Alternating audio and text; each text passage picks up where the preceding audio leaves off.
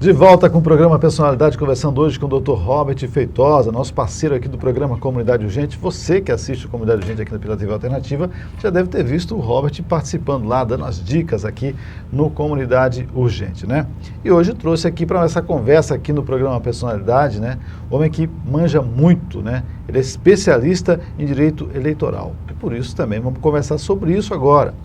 Robert, esse ano, essa eleição é uma eleição bem diferente, né? Uma eleição com várias mudanças, principalmente devido ao calendário da pandemia, né? Que mudou tudo, né? Além de ser uma eleição diferente, porque não vai ter mais aquela proximidade tão grande do candidato com o eleitor, né? Tem essas mudanças também de prazos, né? De datas, né? Da eleição 2020, né? É verdade, Wagner. Aconteceu pela primeira vez no nosso período de vigência do Estado Democrático de Direito da Constituição de 88, um adiamento de eleição. Verdade. Até então nunca tinha acontecido isso. Se tentou o máximo manter o calendário, mas se tornou inviável por uma questão sanitária, uma questão de cuidado com a vida das pessoas, não é?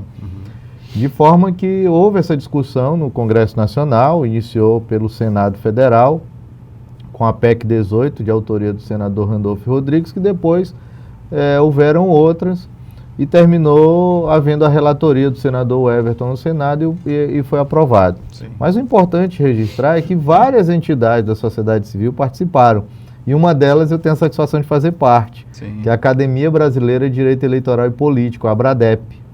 E a nossa preocupação, inclusive, foi realizado um estudo que tornou-se um e-book de 180 páginas sobre as necessidades de se fazer alterações pontuais para uma eleição segura. Porque é importante também que a democracia continue pujante, forte em nosso país, né? Mas aí terminou havendo esse consenso, a Câmara também aprovou e veio a emenda constitucional número 107, de 2020. Então, as principais alterações: o prazo das convenções, que agora serão entre os dias 31 de agosto e 16 de setembro. Sim.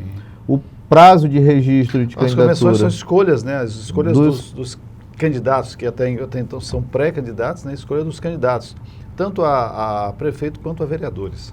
E dentro disso, a possibilidade de que as convenções sejam virtuais pela primeira vez. Verdade. Que se possa utilizar plataformas online, né? Para evitar aglomeração, exatamente. Além disso, o prazo do registro, que seria até o dia 15 de agosto, passou para o dia 16 de setembro, 26 de setembro, melhor dizendo, de forma que a campanha que iria se iniciar no dia 16 de agosto, agora irá se iniciar no dia 27 de setembro. E a eleição... Um dia muito importante, diga-se de passagem, dia, né, do meu aniversário. Opa, olha só. E aí a eleição, que seria no primeiro domingo de outubro, foi adiada para 15 de novembro. Sim. No caso do Maranhão, nós só temos um município que pode ter segundo turno, tem possibilidade de segundo turno, São Luís. Que é São Luís. Então, o primeiro turno, 15 de novembro, e o segundo, dia 29.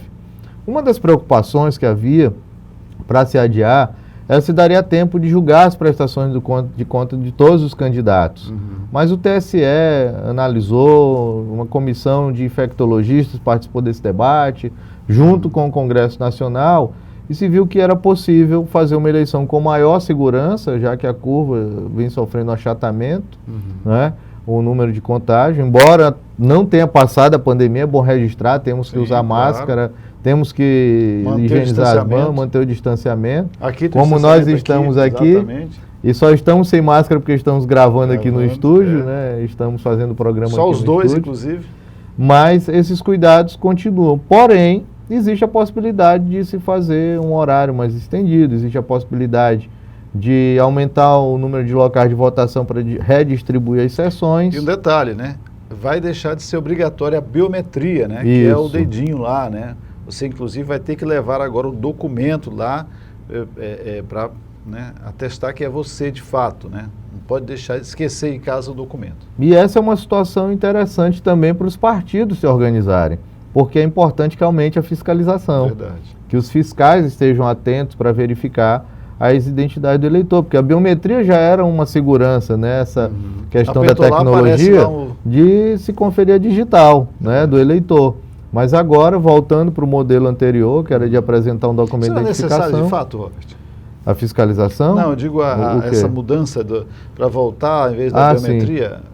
O argumento do TSE, segundo o ministro Barroso, que é o presidente do tribunal, é de que a biometria poderia aumentar o risco de contaminação. O tempo na fila, na realidade? Não, além do tempo, o risco das pessoas se contagiarem e tocar na mesma superfície. Tendo em vista que o equipamento da biometria, diferentemente da urna, que é um teclado, ele é um equipamento sensível ao álcool em gel. Então ele também não poderia estar sendo higienizado o tempo todo. São as discussões que a gente ouviu falar e que vê essa alteração, né? Mas enfim, finalizadas as eleições, julgamento das contas, diplomação, de forma que o calendário, do ponto de vista do mandato, conforme a Constituição fala que o mandato são eleitos para 4 anos, conseguiu ser preservado. Isso é muito importante. Porque nós não podemos também ter precedentes de mudar essa situação. Inclusive, houve até até alguns parlamentares queriam, né, que os prefeitos que estão nos cargos, né, ficassem mais 2 anos.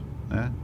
E aí a Constituição, que já cedeu esse pouquinho aí para essa mudança, não permitiu. Porque imagina 2 anos a mais, e a eleição seria junto com a eleição de governo e de presidência da República.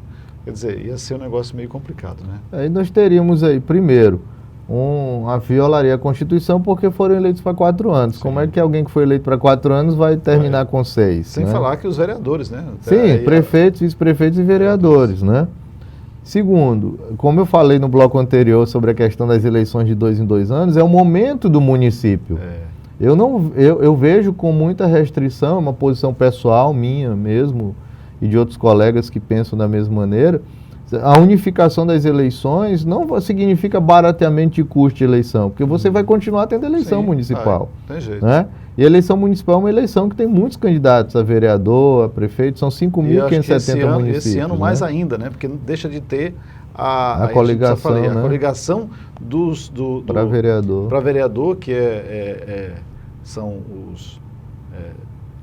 o prefeito, ele é o majoritário. Isso. E os vereadores, os proporcionais. Então, para os proporcionais, deixa de ter essa coligação. Então, cada partido terá, por exemplo, no caso de São Luís, que são 31 mais 50%. Isso. No mínimo 47 candidatos, no mínimo, de cada partido.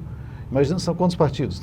São 30 partidos? Nós temos aí aproximadamente 28 partidos certos que irão disputar a eleição. De 28 a 30, né? Vezes 47 pessoas, 47 candidatos. Realmente é muita gente. Porque nas eleições passadas, onde haviam as coligações no proporcional, às vezes 3 partidos lançavam 40 pessoas. Né?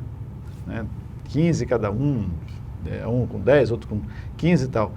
Mas hoje não, você tem que lançar bastante hoje porque você tem que fazer o coeficiente. Então, precisa, além de continuar valendo os 30% feminino, né? Exatamente. Exigência então, da legislação. Desses 47 candidatos aí, 30% tem que ser feminino. Exatamente. Então, além de continuar, e que é importante, a participação, a promoção da participação feminina na política, na eleição anterior, em 2018, também houve o entendimento do TSE de que o recurso financeiro que vem do fundo de campanha, do fundo público, ele também deve ser distribuído nesse percentual para as candidaturas femininas, para que elas tenham condições de fazer essa campanha, de promover a participação feminina. Realmente, né, a participação feminina também no parlamento municipal. Robert, no próximo bloco a gente precisava, eu queria... porque assim, você como advogado eleitoral, você no teu dia a dia, você na tua constituição de vida até, né, com todo o passado político da tua família, né, do teu pai que está aí, continua secretária política, né, de qualquer forma, né, apesar de ele ser muito mais técnico, né, teu pai é um cara técnico, né, voltado ali para a educação, doutor Moacir Feitosa, mas você está no dia a dia vivendo, apesar do teu direito, de estar no direito, de ser advogado, você está no dia a dia vivendo política, né? Sim. Eu queria deixar, no próximo bloco a gente conversar sobre isso, entender mais, né, como é que permeia o dia a dia de Robert Feitosa, além de participar, de ser professor, né, professor da universidade, né? Sim, sou professor da Universidade de Selma, já fui professor substituto na UEMA e na UFMA. Pronto, a gente vai conversar sobre isso já no próximo bloco aqui no programa Personalidade, entrevistando hoje Robert Feitosa, advogado, e aí títulos não é o que não falta para o Robert, tem que colocar uma legenda aí. Daqui a pouquinho a gente volta.